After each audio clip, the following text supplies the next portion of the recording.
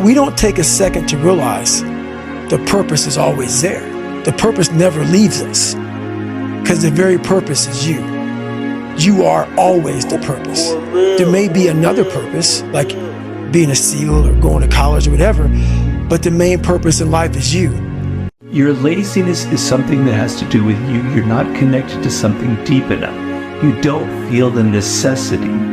You don't feel the devil at your heels. You don't feel the fact that you could very well die tomorrow that will impel you to get something done. There's no necessity behind it. And the human animal, the way we were created, is when we feel pressure, we feel the necessity to get things done. We can move mountains. If you're lazy, you know exactly what to do. Exactly what to do. Because even me, in my state of, I can't read and write, I knew exactly what to do. It just sucks doing it. It sucks to do it. Most people, the bottom 80%, are lazy, and they're looking for an easy way. They're looking for a shortcut to be successful, and there aren't any. But if you do something repeatedly over and over, you develop a habit. So most people are in the habit of looking for easy ways to get the things they want. To do anything successfully in life, you've got to want it as bad as you want to breathe. And if you want it that bad, if you're willing to give it that much in life, then dreams do come true. Anything you want can happen and become a reality. I believe that sincerely, and I'll die on that thought. If you think the price of winning is too high, wait till you get the bill from regret. And that bill from regret is generational. It's just a matter of what's important to you. And what's important to you, for whatever reason, you know, I felt like I didn't feel good about myself if I wasn't doing everything I could to be the best version of myself. Mm-hmm. If I felt like I left anything on the table, it would eat away at me. I wouldn't be able to look myself in the mirror. Right? So the reason why I can retire now and be completely comfortable about it, because I know that I've done everything I could to be the best basketball player I could be. Mm-hmm. That's where it comes from for me. You can't leave any stone unturned. Nobody handed me nothing. If you want it, go get it. Stop telling your visions to other people, because they're not going to see it. Why you think you keep imagining opening a business? Why do you keep imagining buying a house? Why do you keep imagining driving a really nice car? Why do you keep imagining getting rich one day? Why do you keep imagining that? Because God is talking to you. He's showing you something that he has for you. When I was a kid, I was wondering kind of what's the meaning of life? Like, why are we here? What's it all about? And I came to the conclusion that what really matters is trying to understand the right questions to ask. No more around. You want your life to be better? I can't help you. Lee can't help you. Joe Rogan can't help you. Ari can't help you. Only you can help you. Grab your balls, get a notebook, and write down what the you're gonna do this year.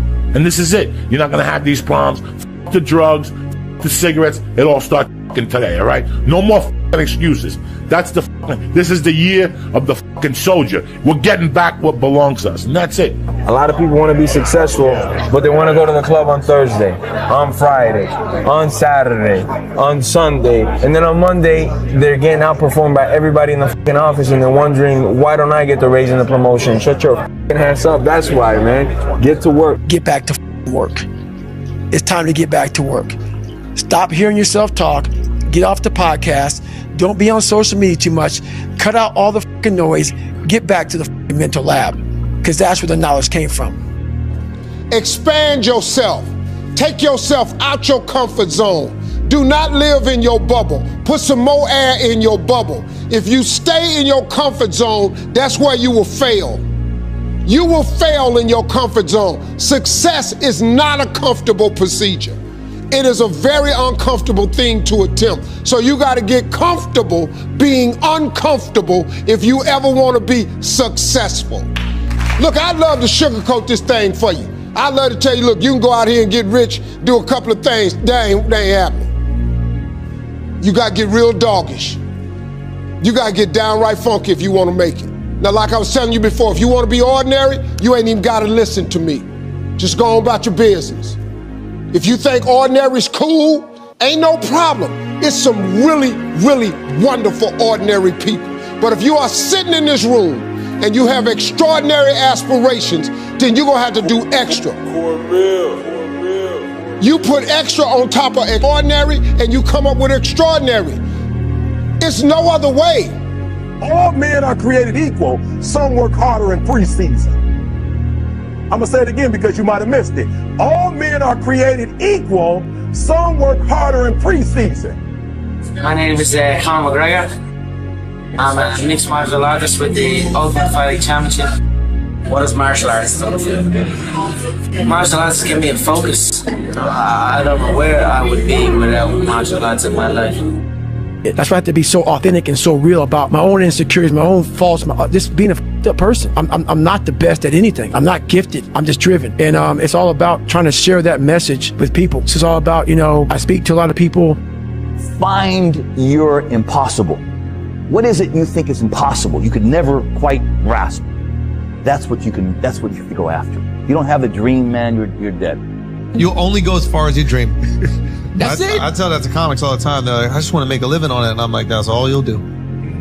You got to dream big. Yeah. I think people say that because they're trying to be humble. Yeah, but the universe doesn't reward humility, man. You might be humble with everybody else, but you got to tell the fucking universe, hey, I want to be bigger than life. Yup. If you give up on your dreams, what do you have left? Nothing. I can't live that way. I wasn't born to be wrapped up in bubble wrap and a blanket and sit on the couch and tremble as the world goes by outside my door. I want the world to tremble when I go by its door. So it's a state of mind. All right, it's a state of mind. So learn, adjust what you can, and then just embrace the rest of it. We're all writing a book. What's your book look like? What does your fucking book look like? Like your life is a book. You got a bunch of chapters in your book, but when they close that book, how good was the book? How good was your book? What was the ending to your book? If the ending to my book can be so amazing because of all that was done. We all like to take this 4-lane highway, the easy highway. It has fucking signs, it has restaurants. We all love that 4-lane highway. We always step over the shovel. And all I did was I picked up that fucking shovel, and that shovel, I made my own path. And you may have big boulders and shit. They may be getting 200 miles up the road faster than you, but going through this path of life, this journey over here that you make yourself, that's incredibly difficult. When it comes out the other end of that, there is some glorious shit that you can't even explain to people. And we're afraid. Bottom line is, most of us, even the people who have all these theories and shit, it's easier to accept the fact that I'm just not good enough. I wasn't made to do that. And yeah, some of us can't be LeBron fucking James.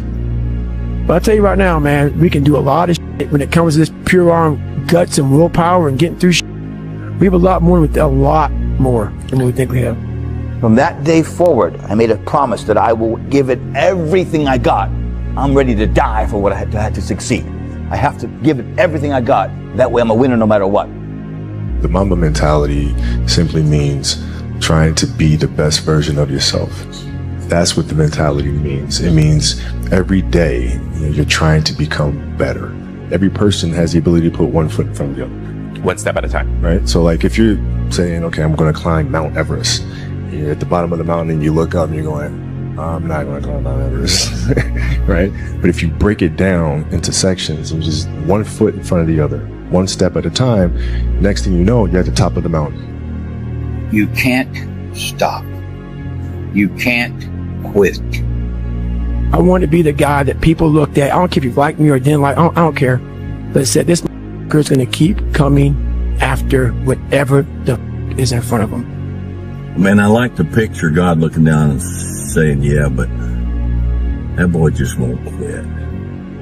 He just watch him. He'll get back up and he'll get up swinging and he'll try again. He just don't quit. Get off your butt. Get out of those stands. Get in the arena. Get dirty. Get sweaty. Get bloody. Get knocked down. Get back up. Get knocked down again. Get back up. And when people point at you and laugh at your failure, say, yeah, I'm in the arena with a sword in my hand. And you're sitting up there and standing with a biscuit in yours. Who's more proud? One time in my life I felt that. What was my purpose? And sometimes you graduate out of high school, you look for that job, you look for that career, college, the degree, you still question, is this my purpose? I want to talk to you about the center, your center, your purpose. One question that I always ask myself, even I would always ask myself, is your purpose. What's your purpose for living? Do you know your purpose? What you're created to do? Do you know what that is? A lot of people live their entire lives not knowing. Entire lifetime not being happy because they feel as though they're not fulfilling their purpose. You see that man right there? So, like, for instance, let's say you have no races. Let's say you have no classes, no nothing. There's no purpose in your life. You know, people need to have purpose to get up. They need purpose to perform. You need to get to a point in your life where there's nothing on the docket. There's no 5K. There's no I'm going to get into school to be this or that and still perform to the highest level. Because what people don't get is one day that thing's going to come up. And if you're not constantly performing without purpose, you're not going to be ready when the time comes. We've been around for 3.5 billion years. You know, every single one of your relatives propagated successfully. And here you are against all possible odds in this world of hell in some sense, and bitterness and tyranny and malevolence. And yet God only knows what's inside you, this capacity for consciousness, the capacity to confront potential and to turn it into something good. That's us, man. That's the Western story. That's the individual as the cornerstone of the state. That's our responsibility, and it really is who we are. And so we need to know that, and we need to remember it, and we need to act it out. And then maybe we can see what we can do about it, you know? And see how good we could make things. And maybe that would be the purpose of your damn life, right? Not to be happy. It's like, there's problems to be solved. Be happy after you solve the goddamn things, right?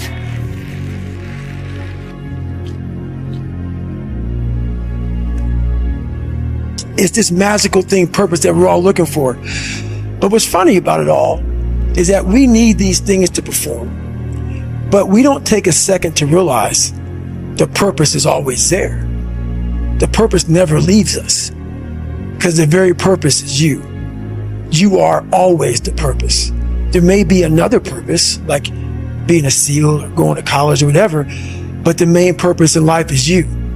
So if you wake up in the morning and you don't want to do something, you don't care enough about yourself. And that's what you need to really research is, man, why am I not doing this for myself? Because that is the number one purpose in life, is to better oneself. So that's the only purpose I need. So the reason I get up every day, even though there's no race or there's no school, there's nothing in front of me, is because I have pride in myself. And it would be so good if we could, people wonder, well, what's the meaning of life? Like, what's it all about? What justifies the suffering and the misery and all of that? It's like, well, that's what justifies it. It's like you put yourself up against that. You think, okay, with all of this pushing against me, how much can I push back? Could I move the horror an inch back with all the strength that I have at my disposal? Man, and the answer to that is, yeah, you can. It makes you better with regards to yourself, but it also makes the world a better place. And so, well, you know, more of that.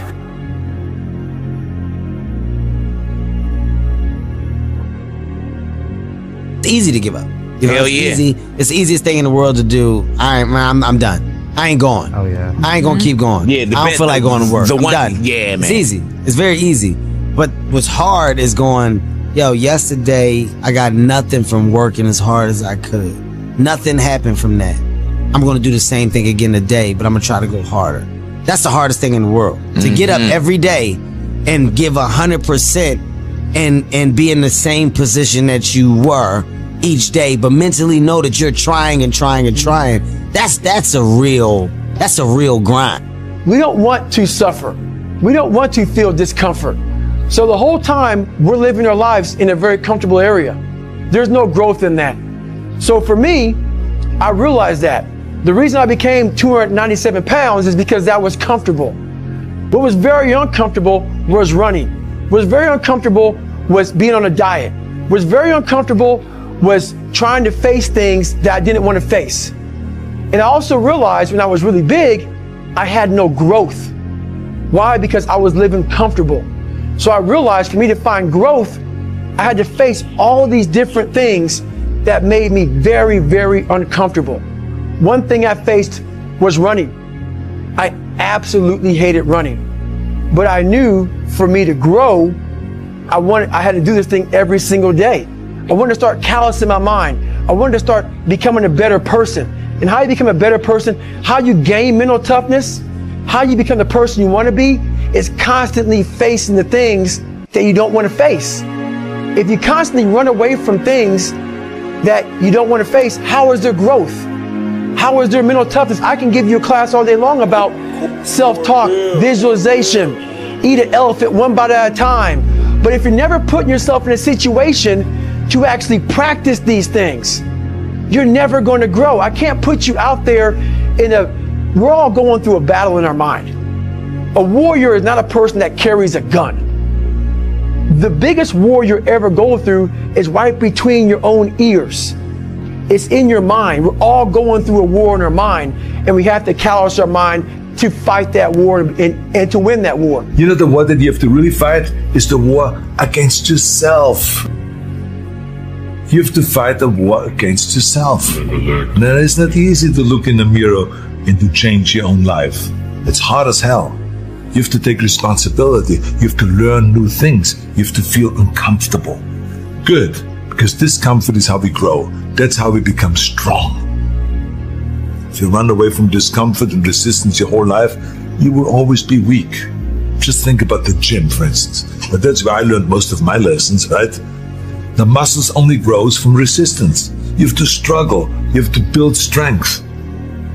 The more I force my hands against that steel bar, the bigger the biceps get and the stronger they get.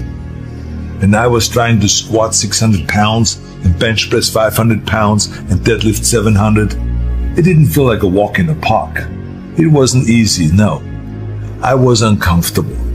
It was painful. I mean, look at those photos. I was struggling. I was crying out loud in pain.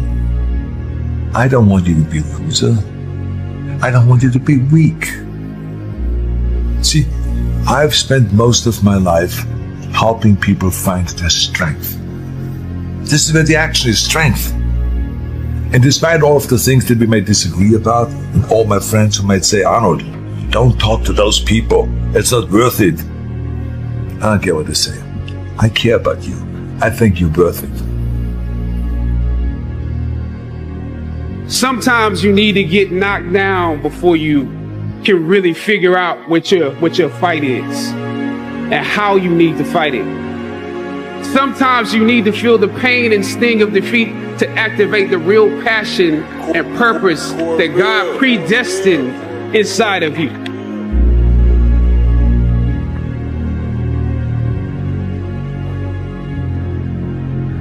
I don't know what your future is, but if you're willing to take the harder way the more complicated one, the one with more failures at first than successes, the one that has ultimately proven to have more meaning, more victory, more glory, then you will not regret it. Now, this is your time. The younger generation quits. Not everybody. So I gotta put that. People get their butt hurt. So not everybody. Most of this generation quits the second they get talked to. You did this wrong, or they get yelled at.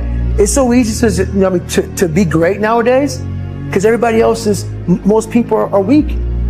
This is a softened generation. So if you have any mental toughness, any ability, if you have any fraction of self-discipline, the ability to not want to do it but still do it.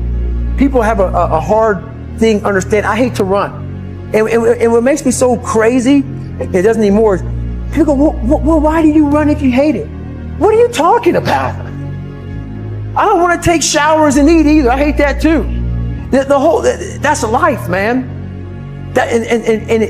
It wasn't until I changed that mentality that I became somebody. I hated going to school, so guess what? I was dumb as shit. That's what 1 + 1 is 2.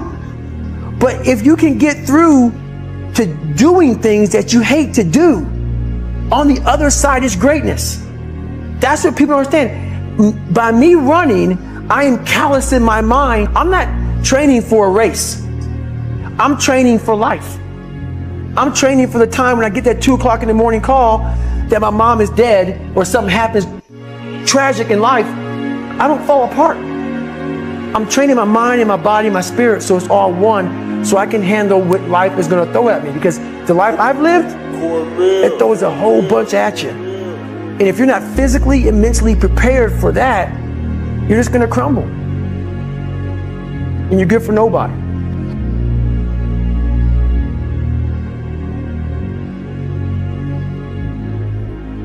Going back to who I am, how I became who I am today. And it comes back from hard work.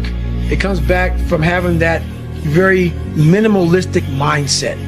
The first step taken towards the domination of chaos and its transformation into order is a cardinal and difficult step. And so you can make it small, and that's fine, it'll still work. So I might say, well, just move the vacuum cleaner inside your room. And then I would also say to someone in that situation, don't do more than that.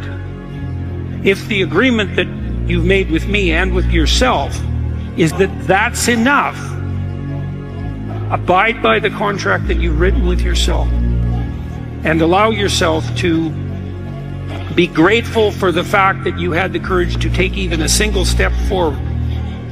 And don't push your bloody luck, because maybe you'll have a brief fit and vacuum the whole rug, and then you'll be so annoyed at how you've destabilized your entire life that you'll redouble your attempts to make a mess, and the place will be more like hell than ever for 2 months. You have to start as low as you are useless, and that's low. So once you take the first step, the probability that you'll take a slightly larger second step increases, and that increases non-linearly. But as I was there for so long, I got a really good chance to sit back, because now the cold water is just water now. It's no longer cold anymore. Your mind starts to change. They say get in the water, most people think about it. For you, it became my life. So I started learning that if you start to change your mindset versus it being like, oh my God, this sucks, I became a professional bud student. So I wasn't going to leave until I graduated. So I started realizing if this is my home, this is what I am, I had to always reset the bar. I had to reset my new norm. There always had to be a new norm. So one thing we don't do is we don't have a new norm. My new norm is you get up every fucking morning at 4 o'clock and you suffer. This is your new norm. That became my new fucking life. Most people want to get out of it. I said, no, motherfucker, this is your new life. This is who you are. Your new norm is you wake up and you suffer. And I started realizing if that's my mentality, this shit ain't hard anymore. Right. Your fucking new norm is you wake up, you get in the fucking cold water, you're gonna be here till the shit's fucking done. Whenever they say you're out, you get out, So my new norm, so I do that now today. My new norm now is if I'm doing a 200-mile run, your new norm now, man, is you fucking are doing 200 fucking miles. If the lion is the king of the jungle, how can he be the king of the jungle? If he's not the biggest, the elephant is probably one of the biggest. He can't be the fastest because that's a cheetah. He can't be the smartest. So he's not the biggest, the fastest, or the smartest. So how does a lion become the king of the jungle? His mentality. That's the only difference of a lion and an elephant. When a lion walks up and sees an elephant, he thinks lunch. An elephant thinks run. And it's all mentality. Because when a male lion walks up, he may be outnumbered by a pack of hyenas, but I'm king of my jungle because of my mentality.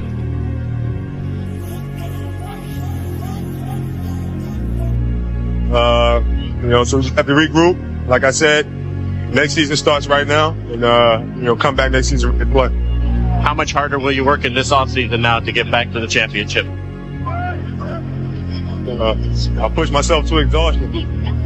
Everyone does a few reps when the burn starts and they stop. No one goes the extra mile and keeps going. Like no one's in here right now. Why? Because it's Saturday evening, everyone's going to party, no one's in here, just me.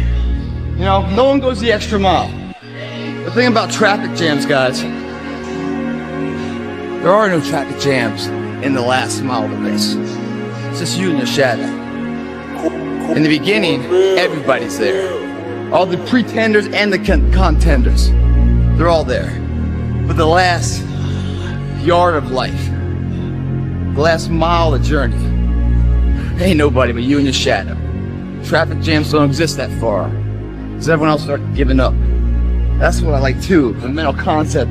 I'm going that far. I love the physical high of the burn being released. I love the mental high that has improved myself. I love the mentality that I'm defeating my competitors silently, but they don't even know it. They're out partying, I'm out here getting ahead.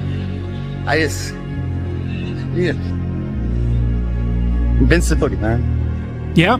Well, one of the things I recommend to young people, especially true for people in their 20s, is that you should push yourself beyond your limits of tolerance in your 20s to find out where it is. How much can you work? How disciplined can you become? Like, can you work 12 hours a day? Can you work 8 hours a day? Can you work 3 hours a day? Like, flat out. Where's your limit? And how much work can you do and how much socialization? You should find out. Push yourself past and then back off to that point where it's optimally sustainable.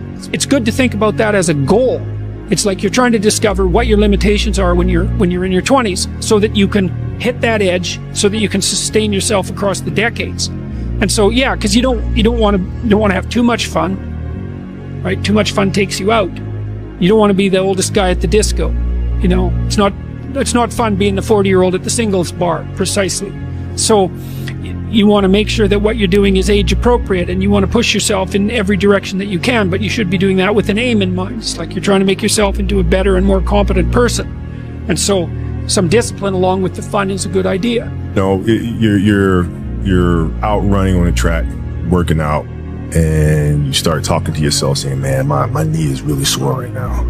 Maybe I'm doing too much. Maybe I need to back off, Man, my lungs are burning. Maybe I can just slow down here. I'll do like an extra 2 sets tomorrow. It'll be okay. Yeah. Right? That sort of stuff. Yes. Like, that stuff's dangerous. Yes. And that's, you just got to say, you know what? I'm not negotiating with myself. Yeah. The deal was already made. The deal was made. When I set out at the beginning of the summer and said, this is the training plan I'm doing, I signed that contract with myself. I'm doing it. Throughout that process, you'll start talking to yourself like, man, I think I need to, maybe if we, nope. No, this is non-negotiable. Non-negotiable. Yeah. The bike got easier. I was able to run more. I went from like 1 mile. 1 mile was a great accomplishment. 2 miles, and then from 2 to 3 was a big one. Then I went from 3 to 6. And then, like, they have a warning order that they give people to get ready for buds.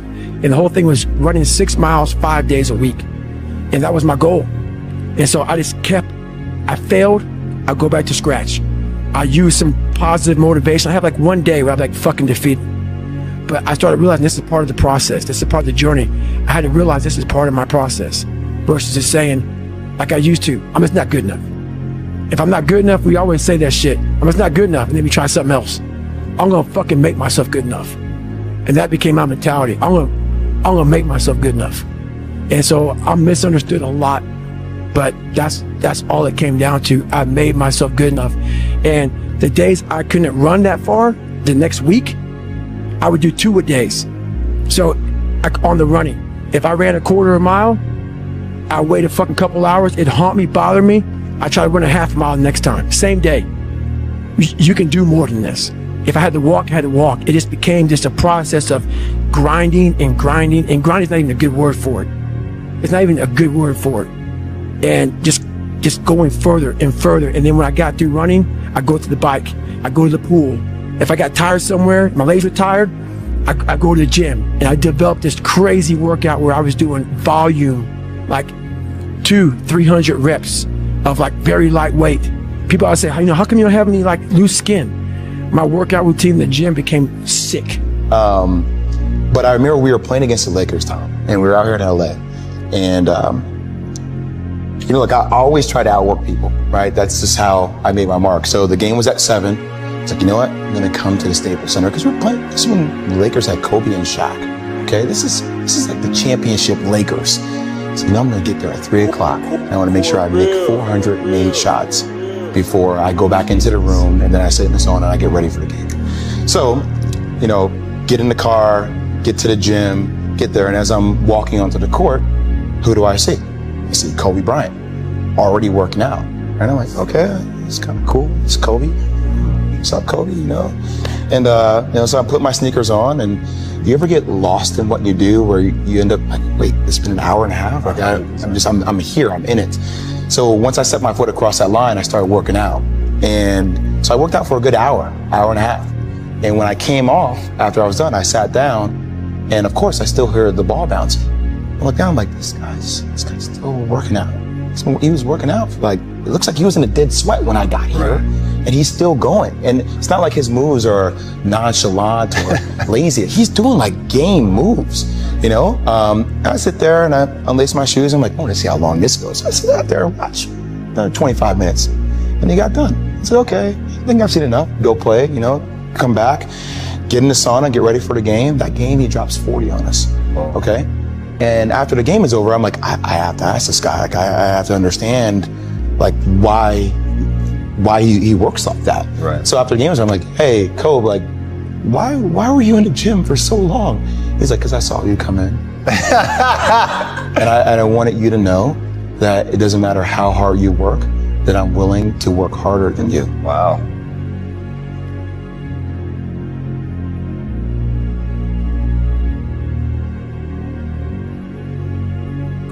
I'm able to just extract dopamine, the good dopamine whenever I want. Man, I've trained 99% of my life alone. No one pat me on the back. I did all of the work alone.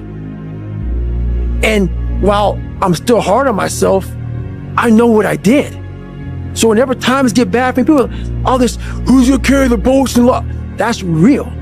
I hate that people know me for that guy, because that guy is not every fucking day. Like when they see me, they want that energy. That's not me every day. I can extract it immediately when I need to, because when you train alone, and I lived alone for so many years in this misery, and you're able to get out of it by yourself, I can take myself to such a level of real passion and purpose. And like the feeling I get is something I can't even explain by myself. I don't need anyone. That's why people come to me to motivate them. No one can motivate me. The bottom line is, no one's coming. No one. No one's coming to push you. No one's coming to tell you to turn the TV off. No one's coming to tell you to get out the door and exercise.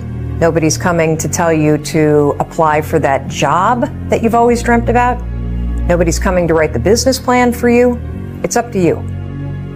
And because you're only ever going to do the things that you feel like doing right now, or that feel good right now, Unless you understand that you've got to parent yourself, you got to push yourself, you're not going to make your dreams come true. You're just not.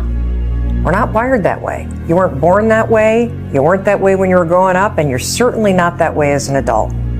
I did it alone. There was no fucking trophy on the fucking wall on the mantle. That trophy's in my fucking brain. No one helped me get there. No one paid my fucking bills. No one did shit for me. No one ran those fucking miles, lost that fucking weight. Look, I suffered on my own and developed this man who said, "It's who I am, man." A very competitive, ultra competitive dude that take it what you want, man. When I was in the military, we go on these instructor-led runs. Most of the time, we knew the start and end point. So on the way back, I started seeing people getting happy and shit because the end was near. But there were some asshole instructors that would hear the happiness and go right on past the end point. When that happened, everybody stopped talking. Heads would start dropping. And I started taking fucking souls. At that time, I knew what happened in their minds. They were living off the hope factor. They hoped the instructors would stop running. They hoped the water was never cold. They hoped the weather was fucking good. I don't live off that hope shit. I wish the water was cold. I wish them motherfucking instructors keep on fucking running. I wish the fucking rains. When the end is unknown and the distance is unknown, that's when you know who the fuck you are. Stay hard. But all these things that people are trying very hard to get rid of from their brains, I don't see why they need to leave. I will argue the point that if I feel anxious and pressured and stressed and fearful, I will get more done than if I was happy.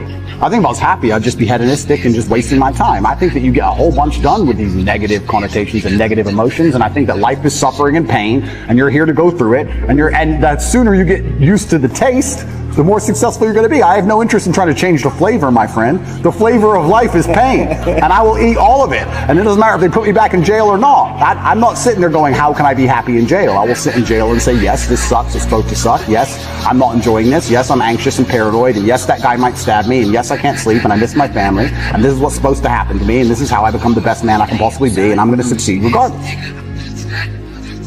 And when I was going through Navy SEAL training, there's one thing I told myself.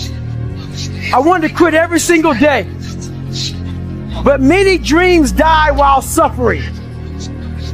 And many of us out here have suffered. And when you're suffering, I'm not talking about this physically. I'm talking about emotionally, spiritually. It could be a relationship. When you're suffering, you give up on the very things that you wanted the most. When I was going through pararescue, I wanted to be a pararescueman so bad. But that water haunted me. So when the suffering got too much, my dream died. And pretty much I almost died with it. If I didn't find Navy SEALs and getting past that hump and overcoming my demons and facing my demons every day, I would have never been up here today. You can't outrun your demons. They'll always know where you're hiding. Trust me at that. And I'm gonna end with this. Don't stop when you're tired. Stop when you're done. I want to see that guy who immersed himself in fucking hell. And he thought about quitting and leaving and his wife and his kids. And why am I here? Is it worth it? All this crazy shit. And still said and found out a way to get through it. So basically that's the bottom line of it all. We all want to read about how we can quickly get somewhere. That's why the 6-minute abs and all sort of shit so powerful. You may get some results from it, but they're not permanent.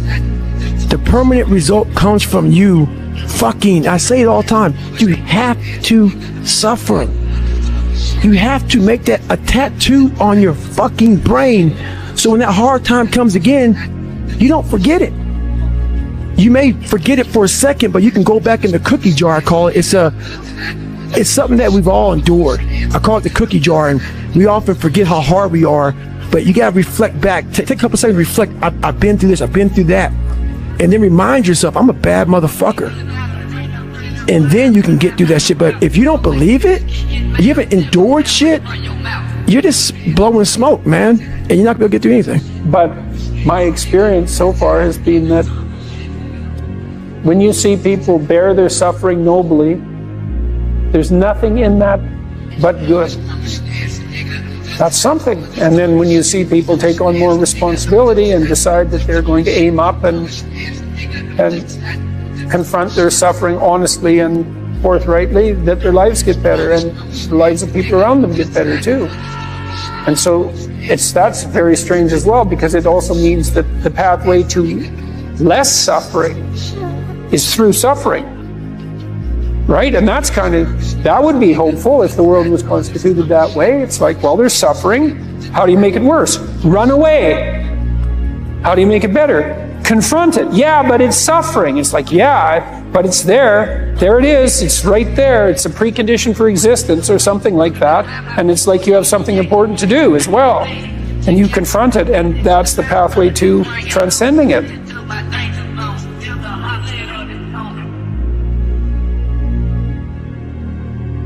Like, and I promise you, every single person who wants to do something with their life and has done something with their life has gone through the exact chapter that you're going through. And it's the lonely chapter. It's the chapter where you don't fit in with your own friends, but you don't have the outcomes yet to fit into a new group of friends. And you're doing this thing, you're consuming content on the internet, you're doing these free tutorials online to try and figure out how to set up a podcast and where do I host this thing? And then you're going through this and you're like, is this even worth it? Because you have no signs of success, right? But if there's anything that you can take away from what we're saying right now, is that the sign of success is the hate that you get along the way. And what you can't do is bend the knee to their hate and fit back into the conformity because it's comfortable and it's warm. Because like in the Matrix, when Trinity opens the door, when Neo's about to go take the red pill and he wants to get out of the car, she says, Neo, you've been down that road and you know exactly where it leads. And I know that's not where you want to be. And then he closes the door. Like right now, this moment that you're going through is Trinity opening the door and being like, you could go back, but then you'd have to remember exactly what the reason was that you decided not to go out to begin with, just because you listen to this podcast and you consume this content, you're like, I can fucking do more than this. Like, because you are starting to live in some of that hell where you look in the mirror and you're like, I can do more. And you start to see the person that you could be. And you're like, this does start to feel like hell.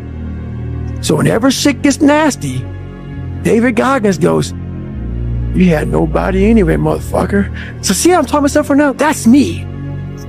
That shit fires me the fuck up. That shit makes me fucking nuts. You had nobody anyway, motherfucker. Look around you. There was no fucking team. It was you. There was no weight loss program or mom and dad waking you up saying you can do it, you can be better, trying to build belief. You built belief when you had nothing. Rock bottom. You did that. So as times get hard for me, the truth comes out. And my truth is powerful as fuck. It's real.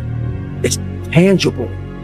Feel it. It comes out of my brain as I speak about it. I'm reliving every single dark moment of my life to be here. So that is what people don't get. That is what motivates David Goggins, is the unseen work. But everybody needs that pat on the back. They need that training partner. They need that accountability coach. I don't need that shit. And neither do they. But it's what we've trained ourselves to believe that we need.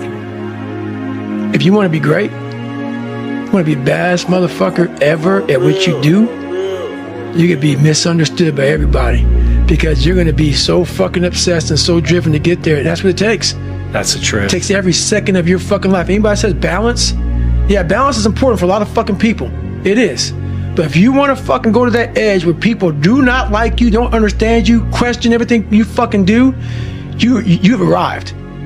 When you are misunderstood to the point where fucking people think you're psycho and you're nuts and you're this and that, why are you in the fucking gym at 1 o'clock in the fucking morning? You just got to doing an op for fucking 13, 14 hours at the Ranger School, man, at the gym. What is wrong? You will never understand what is wrong with me. And that's why I'm so fucking glad you don't, because I'm in the right fucking spot. When people don't understand you anymore, you're in that spot of obsession and drive where people are like, what the fuck is wrong with this guy?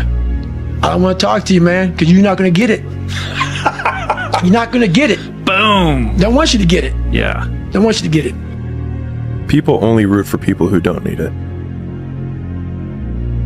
Like the amount of times when I was on my lonely path where I was too different from the friends that I had, but not successful enough to be friends with the people that I wanted to be friends with. That's when you want people to root for you. That's when you want people to support you. Once you've already won, people are like, he's amazing, he's so good. But like, that's the time when you need it the least. And so you always have to be the person who roots for you before everyone else does. And it's usually a single clap in the auditorium for a very long period of time. It is a slow clap that's just you rooting for you. And that visual, I think, is one that you can kind of take, because it is... People struggle to do things alone. And the path of the exceptional person is one of an exception, which means that you are not with other people. And rather than fighting that or bemoaning it, see it as an indicator that you're on the right path. Because if everyone else were cheering you on, then it means you're not in the right place, because it means you're just like everyone else, and that's not where you want to be. The one thing that made me who I am today is being vulnerable. It's breaking myself down to the absolute rock bottom and being able to tell people who I am. And that's how I fixed it. Literally, you know, life created this person, me. Life created me to be this fucked up person that I was back in the day. And I had to realize, man, that's okay, man. It's not my fault. Now I gotta go back and fix this shit, though. Mm-hmm. So a lot of this isn't your fault, why you do some things you do, why you feel the way you feel. But no one's coming back to save your ass.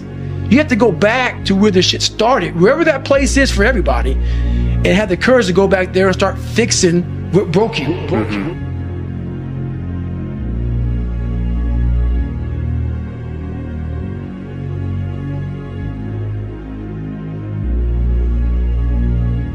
It's funny, man. People want to know how I'm always motivated. It's the unseen work. I'm out running at 2 o'clock in the morning, 1 o'clock in the morning, in the gym, long sessions by myself. That's real. How I'm able to just extract dopamine, the good dopamine, whenever I want. Man, I've trained 99% of my life alone. No one pat me on the back. I did all of the work alone. While I'm still hard on myself, I know what I did. So whenever times get bad, all this, who's gonna carry the bolts and what? That's real. I can extract it immediately when I need to, because I lived alone for so many years in this misery, and you're able to get out by yourself. I can take myself to such a level of real passion and purpose, and like the feeling I get is something I can't even explain by myself. I don't need anyone. That's why people come to me to motivate them. No one can motivate me. I have a resume full of fucking motivation that whenever I'm down, I'm like, oh, hang on, motherfucker. Oh, you know the truth. You know the truth. You know the darkness of the fucking dungeons and the fucking demons that fly. You know, and then from there, it's like, okay, you were there. You know this. There was no one there to pick up the rucksack, to pick up the boat, to pick up the log, to go in there. It was you. It was you. There was no pat on the fucking back at 300, at 275, at 250, at 220. No, that was you. So those things that come out of me, that extract from me in the darkness, people are looking for that pat on the back. Where is it? Oh, I don't need it. Because what I've done is in the fucking unseen work, I built Frankenstein. So whenever shit gets nasty, David Goggins goes, you had nobody anyway, motherfucker. So see how I'm talking myself right now? That's me. That shit fires me the fuck up. That shit makes me fucking nuts. You had nobody anyway, motherfucker. Look around you. There was no fucking team. It was you. There was no weight loss program or mom and dad waking you up saying you can do it, you can be better, trying to build belief. You built belief when you had nothing. Rock bottom. You did that. So as times get hard for me, the truth comes out. And my truth is powerful as fuck. It's real. It's tangible. I feel it. It comes out of my brain as I speak about it. I'm reliving every single dark moment of my life to be here. So that is what people don't get. That is what motivates David Goggins, is the unseen work that everybody needs. that pat on the back. They need that training partner. They need that accountability coach. I don't need that shit. And neither do they. But it's what we've trained ourselves to believe that we need. Now, there's no fucking hack, bro. There's no fucking hack. Yeah, you may this and that and saunas and all this shit that yeah, it's great. There is no fucking life hack. To grow that thing, how do you grow it? Do it, and do it, and do it, and do it. That's the hack. The hack is gonna fucking suck. And that's what I realized. That's what I realized. Life, that's why I wanted to come on here today. I didn't want to come on here and talk about no fucking passion and purpose and how to get the fuck out of bed, and how to hit a fucking alarm clock and all this catchphrase bullshit. Because that wasn't how I lived. That wasn't how I lived. I woke up like every human being does and goes, fuck, man, I'm a fucking piece of shit today. How the hell is this gonna work out for me? And you fight that. And you fight that. You don't override it. There's no override button. It's the conversation in your fucking, like, in your head. So how do you do that? We don't have enough of these conversations about the real conversation that every human being is having. And they have no idea how to get out of it, but they do. It's that shit right there, man. You gotta build your will. So now you know why there's so many people that fail in this world to figure out their purpose in life. Where do I go? Because to grow that, it don't look fun. Don't look fun. So it's a choice that people have to make in life. Talk about performance without a purpose. Mm-hmm. What's that? So, for instance, let's say you have no races. Let's say you have no classes, no nothing. There's no purpose in your life. You know, people need to have purpose to get up. They need purpose to perform. You need to get to a point in your life where there's nothing on the docket.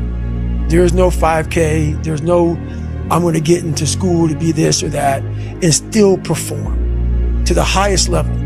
Because what people don't get is one day that thing's going to come up.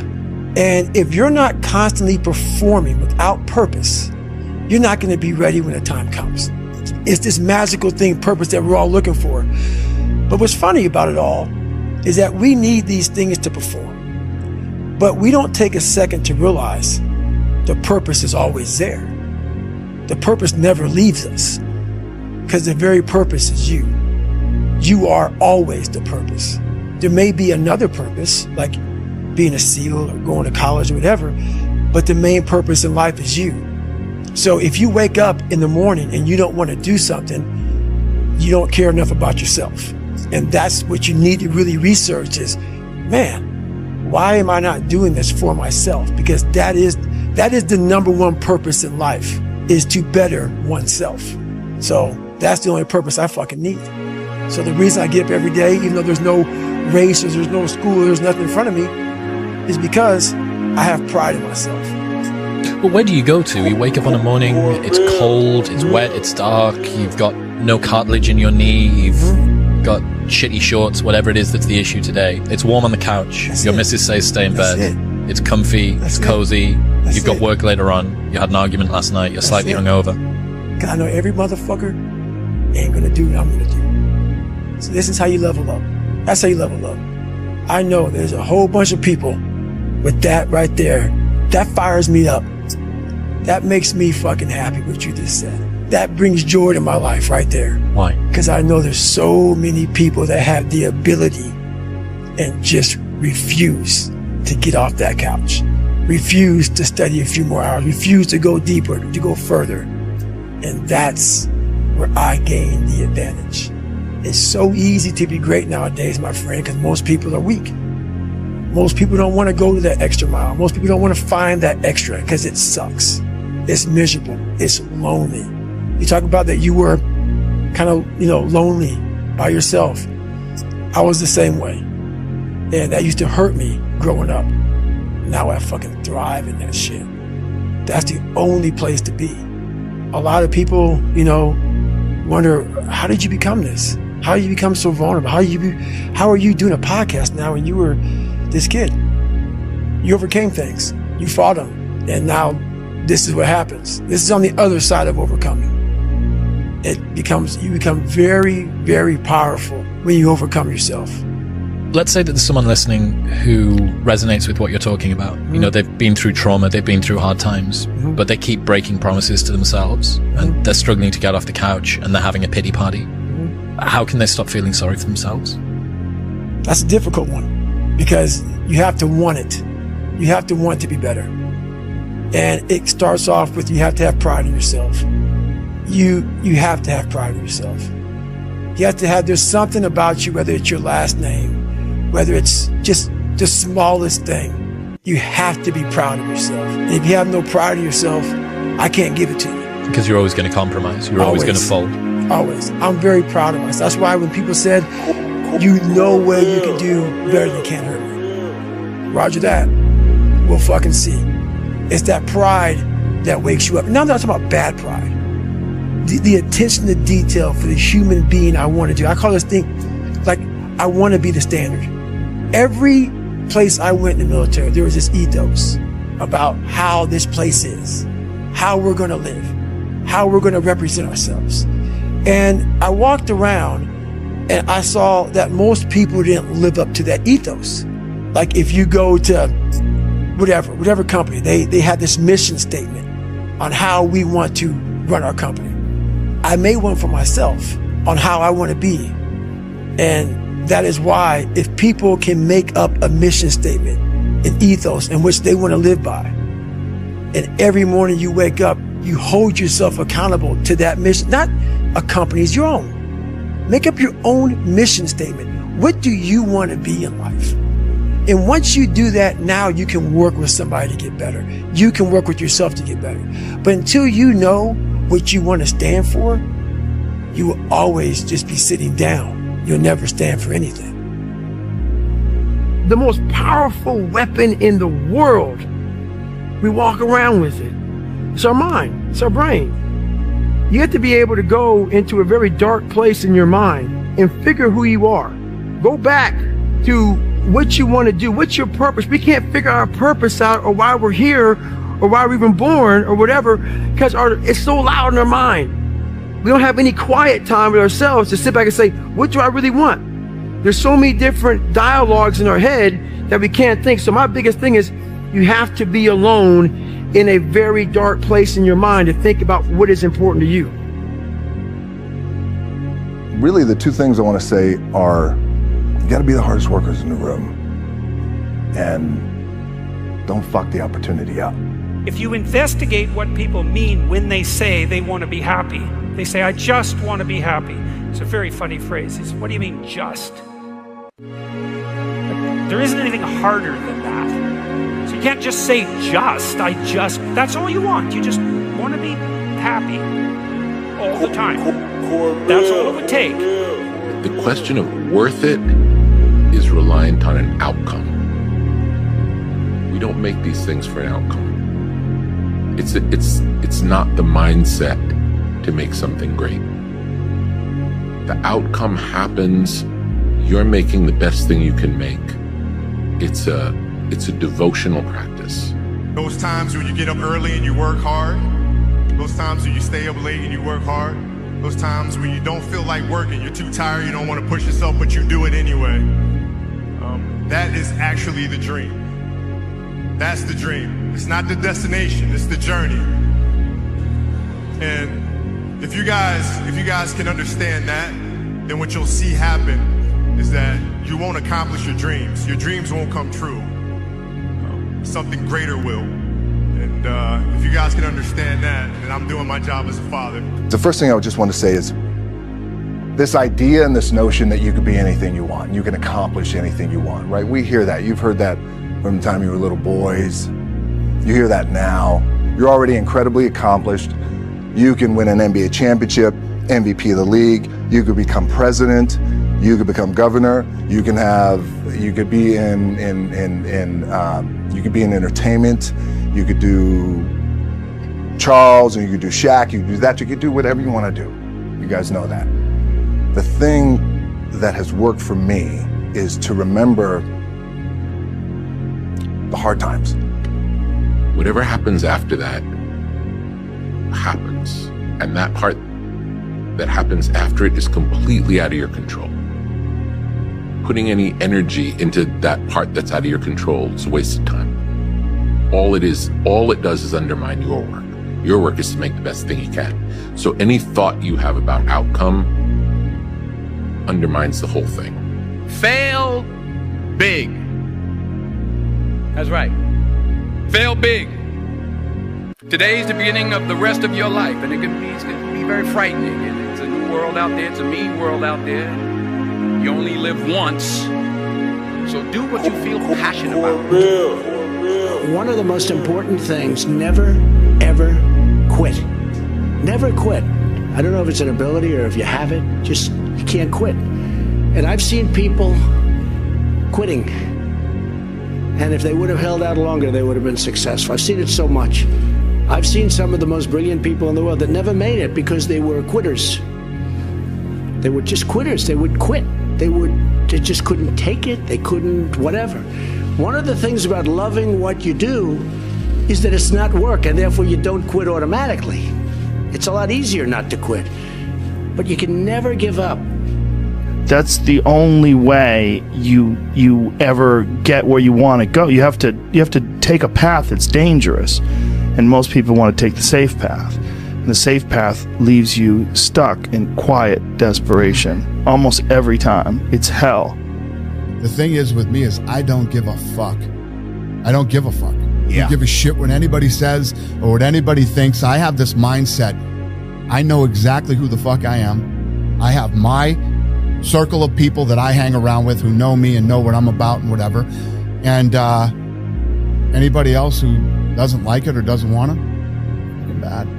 A person's strengths are often their biggest weaknesses. And so that also means that their weaknesses can be their strengths. The emptiness in your life isn't because you don't have enough rights. You have all the rights there are. You have more than you should. And it isn't because you lack consumerist options. You have Amazon and pornography, man. You can get whatever you want whenever you want it. And if that's still not working, well, what are you missing? Well, maybe you're missing the opposite of that. A little bit of restraint, a little bit of sacrifice, some responsibility. The way you can change is you have to put aside enough money to give yourself a window. And then you have to have a plan. And you have to spend all your waking hours outside of whatever shit job you do planning your escape. And you have to come to the realization very clearly that you fucked up and you got yourself stuck.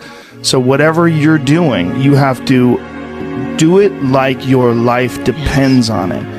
This is actually pretty simple. And I said it the other day, and you have to realize, you have to know, you have to accept that all your excuses are lies. They are lies, all of them. Think about the things that you tell yourself, the lies you use to rationalize taking the easy road. My advice I would give is don't listen to anyone. Everybody tells you. Yeah, that's the best piece of advice. Right? Don't listen to me, don't listen to anybody. Don't listen to anyone. Everybody's full of shit. Nobody knows you or what you're capable of doing. And here's the reality. The hardest thing in life is figuring out who you are and what you want to do for the rest of your life. It's a big decision. I'm very blessed and lucky. I always knew who I was and exactly what I wanted to do. And once you figure that out, you wake up every day and you work toward it. That's what you do. It's impossible.